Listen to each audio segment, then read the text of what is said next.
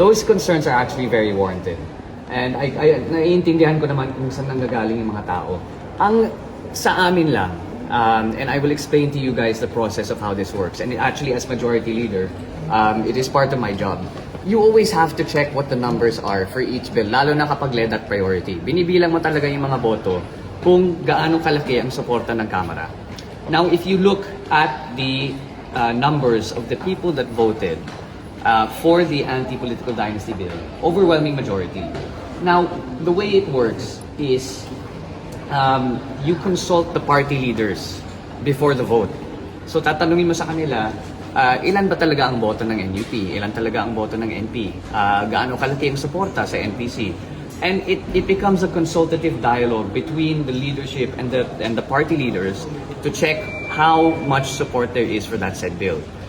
I am of the opinion, and nakita naman talaga namin, na should you make that bill stricter and more constrictive, nawawala yung suporta ng lower house. And you know, let's call a spade a spade. Eh, marami talagang political dynasty dito sa lower house. You know, I'd be an idiot if I said I wasn't from one either. Let's be honest with ourselves here. So it's not hindi naman yan ginawa dahil yan ang gusto namin na ipasa na bill. Ginawa namin yan because that was the limit as to the support that we could garner from the lower chamber. Now, like what the other reporter asked, may bycam pa. I highly doubt that the Senate will adopt the House version. So, may sarili silang debate, may sarili silang provisions, may sarili silang version.